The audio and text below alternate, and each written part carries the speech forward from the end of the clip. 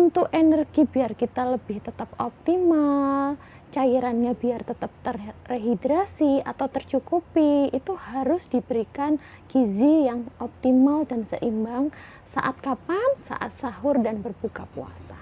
Makanya biasanya kita sering kan kayak, padahal aku sudah sahur nih, kok badanku kayak capek, kok lemes, lesu gitu ya. iya, kok haus. Ternyata mungkin pilihan makanan atau minuman yang kita pilih saat sahur mungkin kurang tepat. Suplemen itu sebenarnya tidak terlalu dibutuhkan asalkan kebutuhan nutrisinya tercukupi. Kalau kebutuhan nutrisinya tercukupi, sebenarnya suplemen itu juga tidak terlalu penting. Dari makanan sayur, buah, protein, karbohidratnya, cairannya, air minumnya, selama itu semua terpenuhi, nggak konsumsi vitamin nggak apa-apa.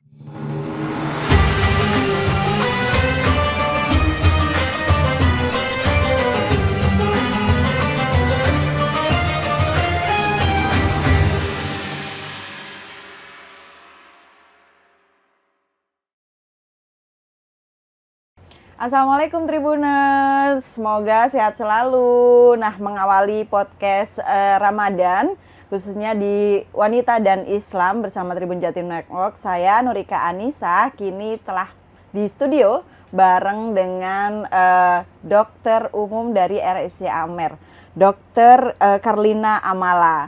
Nah, kita akan membahas lebih banyak tentang pemenuhan gizi selama berpuasa, karena kita tahu puasa mulai dari fajar hingga senja dan butuh asupan gizi yang seperti apa sih biar badan tetap fit. Nah, kita akan ngobrol bareng Dr. Karlina Amala atau yang akrab disapa dengan Dok Lin. Halo dokter, apa kabar? Halo Mbak, ya selamat pagi. Perkenalkan, saya Dr. Karlina, saya sebagai dokter umum di RSI Amer. Oke, nah dokter, kita ngebahas soal pemenuhan gizi nih. Ya. Kira-kira seberapa penting sih ketika kita berpuasa gizinya tetap tercukupi? Apalagi kan mungkin di luar sana juga banyak aktivitas masyarakat yang butuh tenaga juga nih, mungkin bekerja atau mungkin aktivitas yang lainnya. Mungkin bisa dijelaskan dok, seperti apa? Ya, seberapa penting ya pemenuhan gizi selama kita berpuasa? Jadi pemenuhan gizi selama berpuasa itu amat sangat penting. Karena apa? Saat berpuasa otomatis kita akan menahan lapar, menahan haus selama lebih dari 12 jam. Nah, padahal sepanjang itu badan kita akan tetap bekerja, ya butuh energi, butuh apa. Makanya kebutuhan gizi saat berpuasa itu sangat penting. Untuk energi biar kita lebih tetap optimal, cairannya biar tetap terrehidrasi atau tercukupi, itu harus diberikan gizi yang optimal dan seimbang saat kapan? Saat sahur dan berbuka puasa. Oke, itu berbeda nggak sih dok? Misal kita yang tidak berpuasa atau mungkin yang berpuasa yang selang beberapa hari atau intermittent fasting gitu dengan puasa Ramadan gitu untuk pemenuhan gizinya? Tentu berbeda. Kalau yang kita sebut adalah intermittent fasting ya, yang kayak yang lagi hype-nya akhir-akhir ini. Intermittent fasting itu berpuasa, yang dipuasakan adalah kalori. Oke, gula, kalori dan yang lain. Sedangkan masih boleh minum air putih atau 0 kalori. Teh tawar boleh, americano boleh, air putih boleh. Sedangkan kalau berpuasa itu semua tidak boleh. Gitu. Jadi saat berpuasa kebutuhan cairan kita juga harus tercukupi. Padahal kita tidak boleh makan dan minum apapun saat berpuasa kan ya. Makanya itu biasanya diakali dengan kebutuhan cairan saat berbuka sampai dengan sahur itu harus cukup. Jadi kalau ditanya beda nggak sama intermittent fasting? Ya beda dong, intermittent fasting masih boleh minum, kalau puasa kan nggak boleh. Baik, ada tipsnya nggak dok mengatur misal nih sahur harus seperti apa nih polanya, kemudian untuk berbuka nanti seperti apa asupan gizinya gitu? Oke, jadi selama sahur kalau bisa menunya itu harus tetap yang mengandung protein, yang bergizi cukup, yang mengandung air juga cukup. Contohnya apa? Tetap harus ada buah, tetap harus ada protein yang cukup. Kalau bisa saat sahur diganti karbonya dengan karbohidrat kompleks. Karbohidrat kompleks itu seperti apa? Seperti gandum, habis itu kayak ubi, kayak gitu-gitu, kentang, kayak gitu, itu kenapa kok lebih baik? Karena karbohidrat kompleks itu nanti lebih mudah menjadi energi dan tidak langsung menjadi gula. Gitu. Dan itu biasanya orang itu kenyangnya jadi lebih lama. Kalau karbohidrat kompleksnya cukup, nutrisinya, proteinnya cukup, seratnya cukup, airnya cukup, itu badannya biasanya lebih fit selama berpuasa. Selain itu, saat berbuka puasa juga harus diperhatikan juga asupan yang masuk. 1, jangan buru-buru langsung makan sesuatu yang manis. Jangan buru-buru makan sesuatu yang manis, karena apa? Nanti melonjaknya gula darah itu jadi langsung cepat tinggi.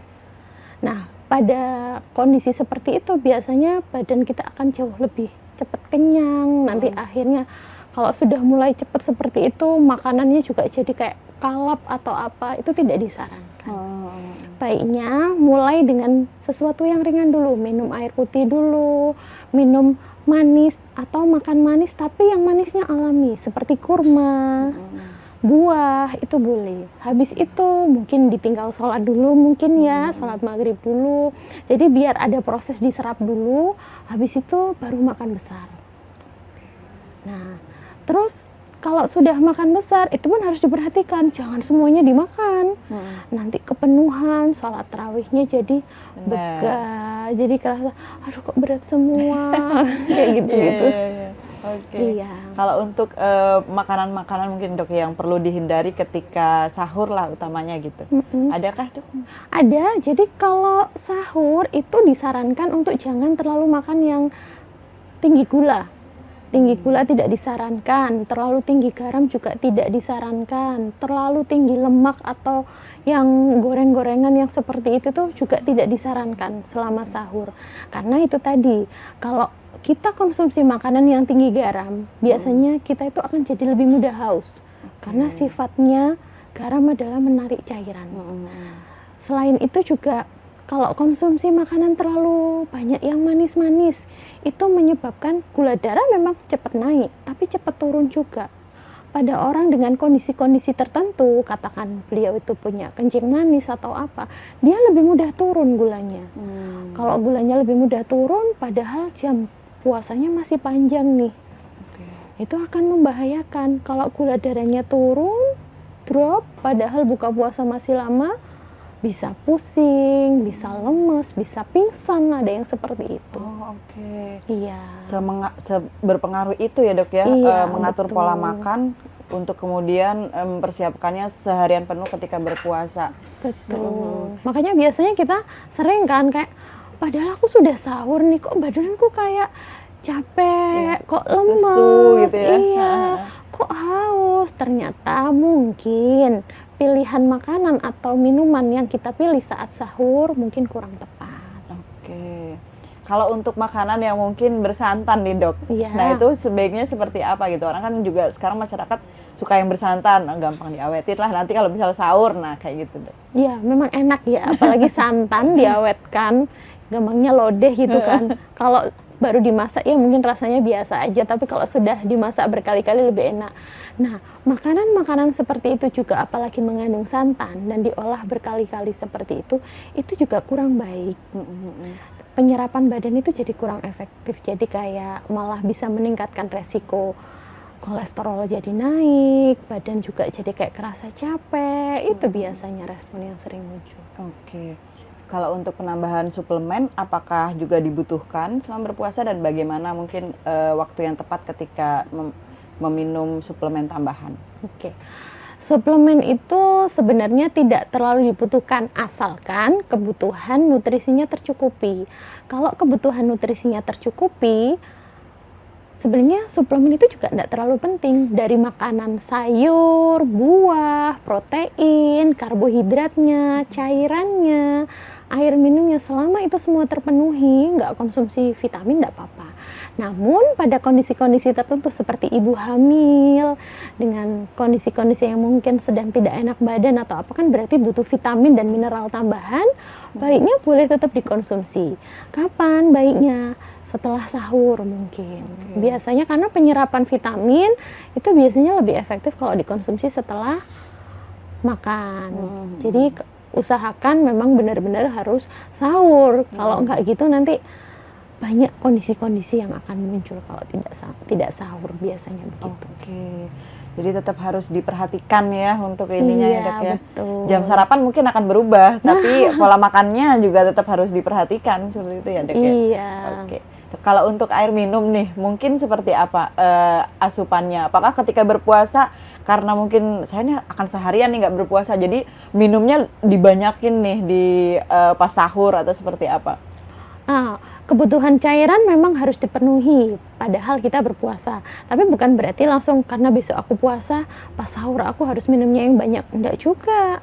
Minumnya itu harus tetap ibaratnya terkontrol. Terkontrolnya dari sejak buka puasa sampai dengan sahur.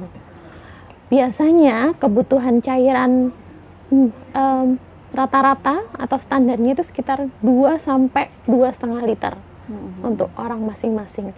Berarti 2,5 liter sampai 2 sampai 2,5 liter itu sekitar 6 sampai 8 gelas. 6 sampai 8 gelas pembagiannya mudah saja.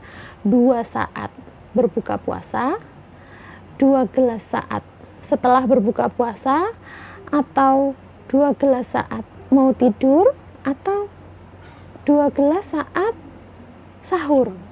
Jadinya kan tercukupi. Gitu. Oke. Jadi memang ada ininya ya Dok Iya, ya, ada bukan ketentuan sih, apa istilahnya yang perlu diperhatikan gitu. Iya. Biar nggak begah kali ya Dok ya. Iya, jadi biar nggak kemenuhan. Kalau sahur kita banyak-banyak minum. Aku mau minum air 2 liter saat sahur. Nanti habis subuh Beser ya Dok pasti ya. keluar semua. Iya. Bener. Karena tubuh kita kalau dikasih cairan sebanyak itu dalam waktu yang bersamaan, otomatis ya akan dikeluarkan.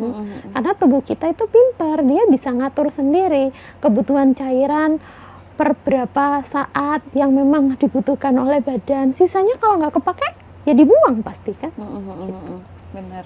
Dok, mungkin satu lagi Dok, tips ketika berbuka biar kita itu nggak begah gitu. Kadang orang pengen makan banyak, tapi lama-lama begah juga gitu. Mungkin ada ini nggak sih step-step yang biar bisa tetap fit, tetap nyaman lah di pencernaan maupun di kondisi perut lah ketika berbuka gitu.